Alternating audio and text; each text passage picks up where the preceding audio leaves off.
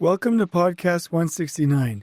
Do you want a certain way to change your life for the better, a specific technique, a specific thought process? If so, stay with us. This is the Elevate Construction Podcast, delivering remarkable content for workers, leaders, and companies in construction wanting to take their next step.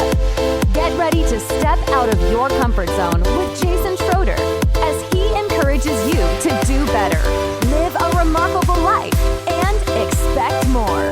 Let's go. Welcome, everybody. Tonight we're going to talk about The Go-Giver. This is a fantastic book. I just realized and feel just a little bit sheepish about the fact that I steal concepts from all of these books.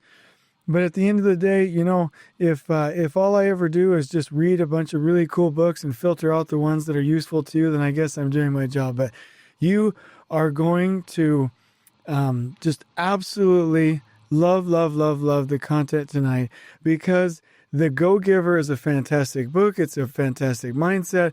The concepts are over the top, and they've changed my life.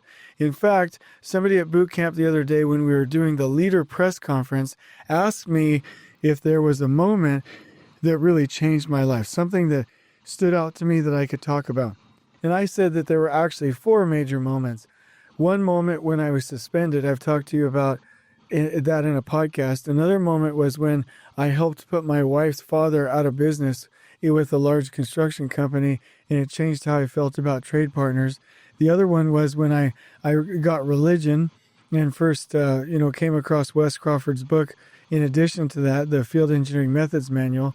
And the other one was when I learned about this concept of giving. And so the book is called The Go-Giver. Most of the time we say go-getter. And I think that's a funny play on words, because if we can switch our mindset to giving, we can live just an over-the-top fantastic life. So that's what we're going to talk about today. I am really excited. And what I'm excited about is I just did an interview with the wonderful people over at the Geaholics podcast.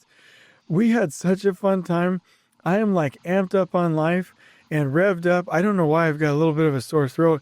I don't think I'm sick, but you can probably hear it in my voice just a little bit. But hanging out with those people was over the top, too cool, fantastic. We went through so many great topics. I can't wait till that podcast comes out. So I'm excited about collaborating with other podcasts. And if any of you out there have podcasts and want to do one with me, let's do it, because I love being asked questions. Not when my wife is grilling me. Don't let her hear that I said that. But I like being asked questions when somebody's interested in me. And so I love doing those interviews and being on a podcast. So I'm just on a high from that. I just finished driving from their location back over to here to do this solo podcast to talk to you so that you can have this first thing in the morning. Oh, one quick thing.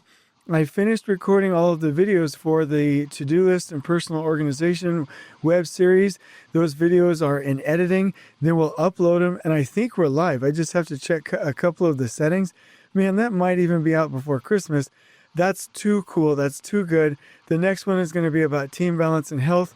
And like I already said, we're already working on our book, Elevating Construction Field Engineers. So I am like high on life right now.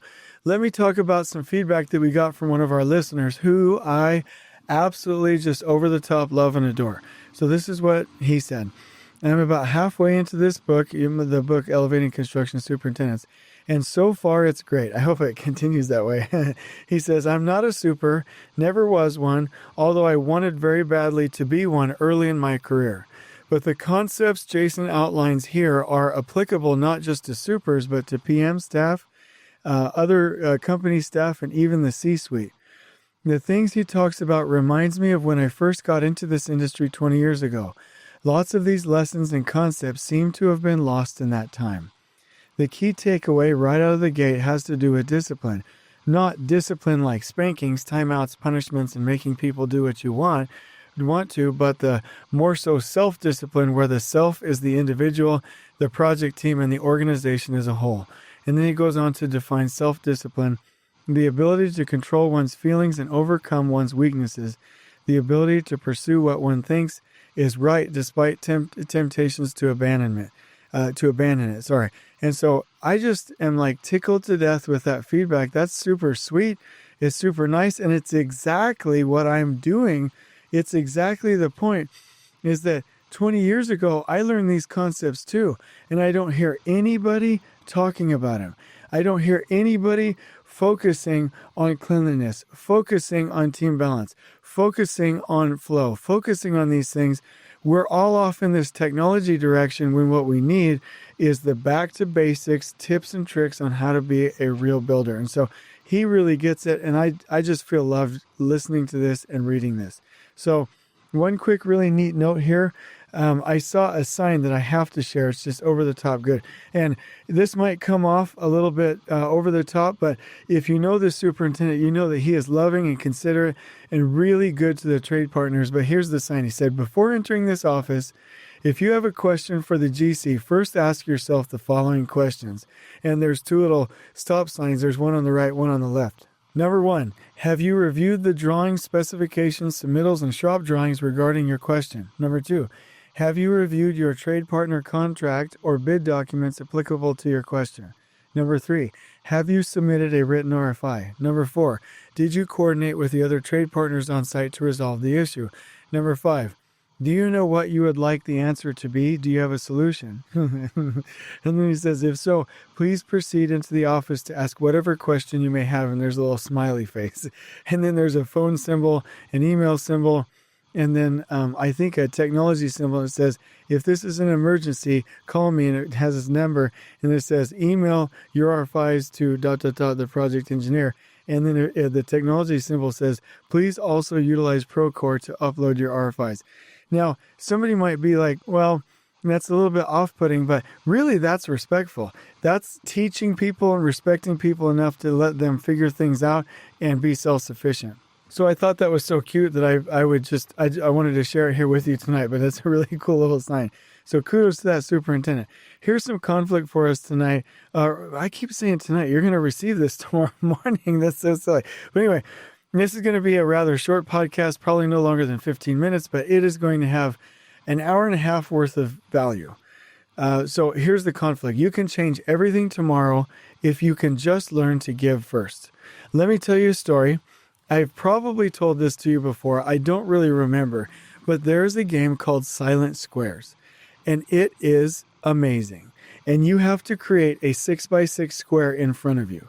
And so each person on a 5-person team has little pieces, and they dump out their packets. And the rules are you can't talk and you can only give pieces. So as the teams go through, 2 of the stations have their squares figured out.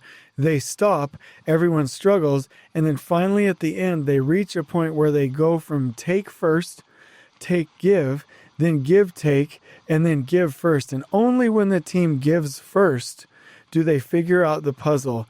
And then the reflection is on project sites with designers and our families everywhere, the only way we figure out the puzzle together is when we give first to others. This little story left me with, or not story, but example game was so impactful to me. So over the top impactful to me that it changed my life. Most of the time when we're doing the reflections, I can't hardly get through it without being teary-eyed. There's also a book called The Go-Giver, which I'm talking to you about tonight, that I read about at the same time. Also another book called The Leader Without a Tie. A little bit goofy book, but they both got me to where I was thinking about and practicing giving to other people first, and especially to my wife and to my family. And I have to say that when I started to give first to Katie, it's absolutely our marriage improved so much. And now that I'm doing business stuff and I work late because I also have a day job, she's supporting me a lot, and it's reciprocal. As soon as I have that time back, and even now I'm finding time to give first, because that's when life gets really remarkable. And so we're going to talk about a couple of principles here in the next couple of minutes.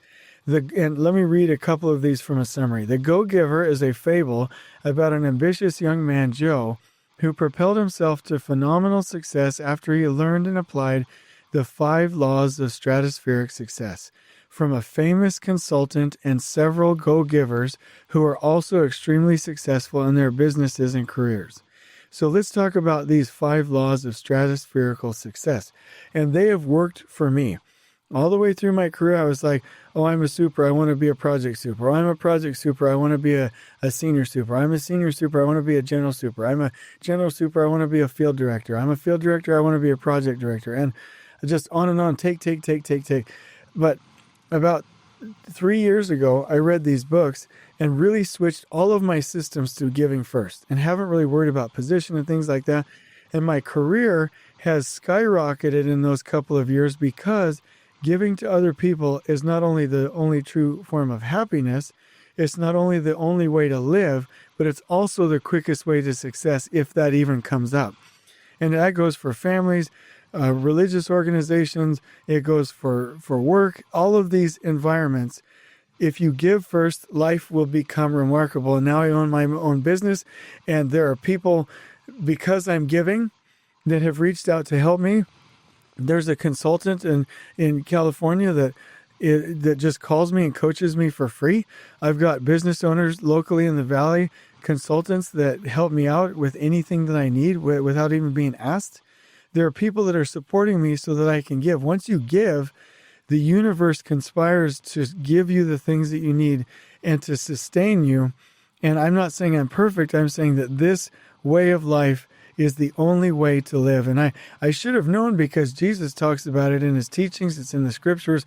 Other religious leaders throughout the history of mankind have always talked about it, but I seem to not learn things until I hear it from a couple of sources. And so I'm going to give you the Go-Giver as a reference here. Okay, so the 5 laws of stratospherical success are the law of value, the law of compensation, the law of influence, the law of authenticity, and the law of receptivity. And I'm going to go through these because they're absolutely over the top, too fantastic, you'll love them. The law of value, let's start there. Your real worth is defined by how much more value you give than how much you get paid. Before thinking about profits, first ask yourself, does this serve others? A great business delivers unbelievable value. When you focus on giving value as a way of life, the money will naturally follow. There has never been a truer statement of that kind in the history of mankind. That is so true. In my podcast, I focus on value first. I'm not getting paid. Business, value first, and the money comes. In life, value first. Everything else comes. Family, value first. Church, value first. Everywhere, value first. And then people will reward you, even if it's not financially, for 10 times the value that you're giving because you focused on them first.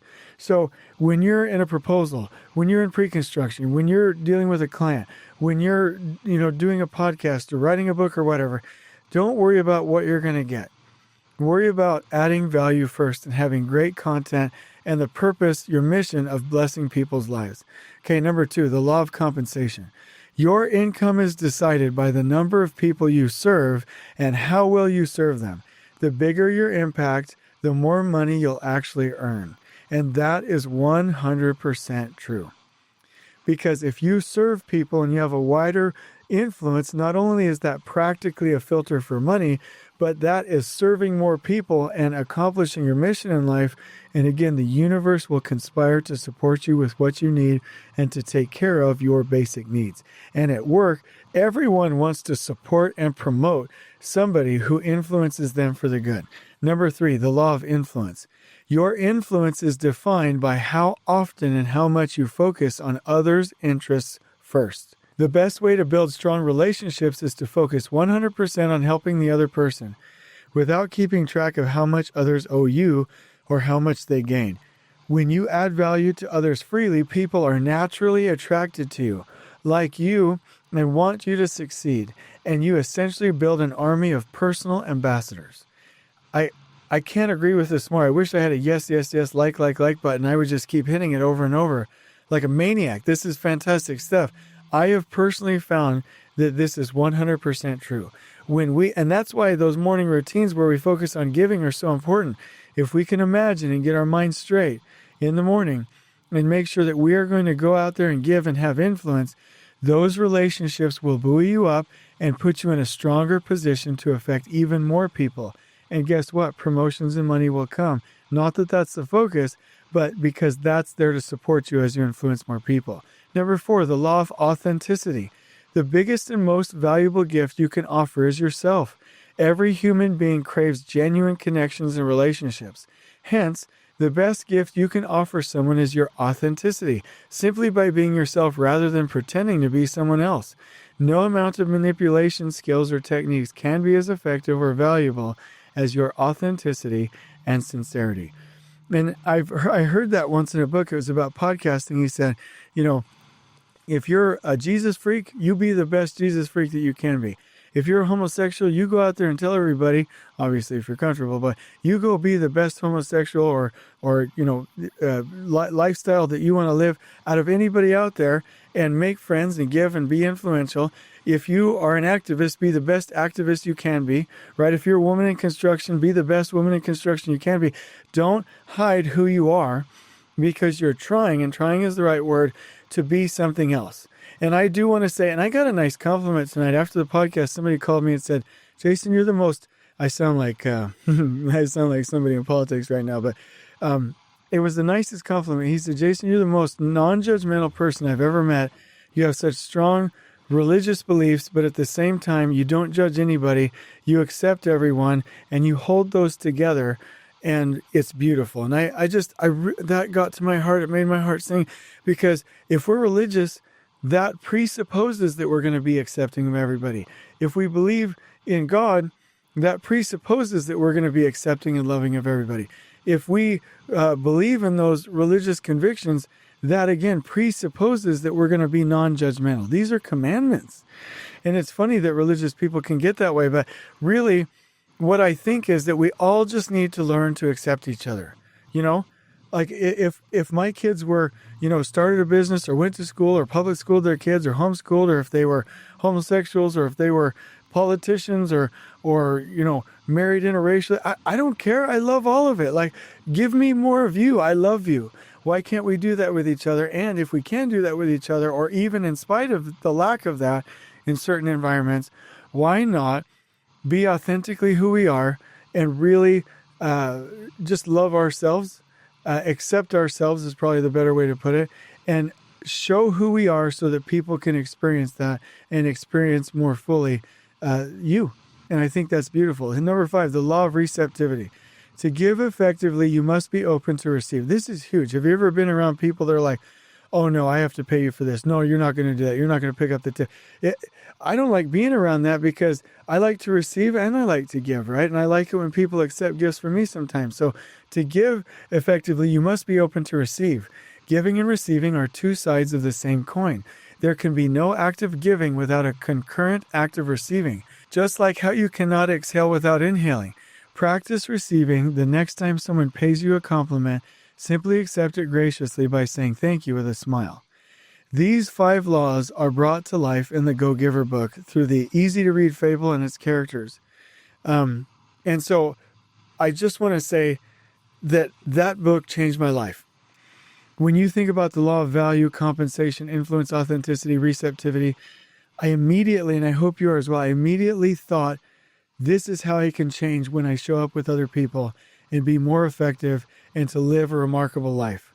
Since I have implemented this mentality, I have hardly had any fear. I have hardly had very many worries.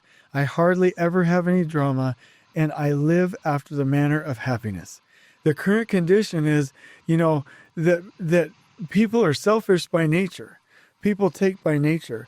People worry about drama and fight with people by nature. But if we can read this book, and if we can gear ourselves intentionally towards giving first, and if we can challenge that old mindset and really tell ourselves that we have all we need, and we need to live our life's purpose and our mission, and we can go out there and live a remarkable life, and we don't live in scarcity, then we can really get rid of a lot of these burdens, these chains that have been bogging us down for years. If there's anything that I want somebody to learn from me, is to find out what you're supposed to be doing on this earth and go do it. Find out what that is. And if you're miserable at work, you need to find another job. There's going to be plenty of money. If you're miserable in any situation that's long term, and you're not obligated to stick it out, and you're not like married, like marriage is a different conversation, then change it and live a remarkable life. Because there's no reason to not live a remarkable life. And you live a remarkable life when you help others to live a remarkable life first. On we go. Please join us next time in elevating the entire construction experience for workers, leaders, and companies coast to coast. If you're enjoying the show, please feel free to share with your construction colleagues and help us spread the word by rating, subscribing, and leaving a review on your preferred podcast listening platform. We really appreciate it. We'll catch you next time on the Elevate Construction Podcast.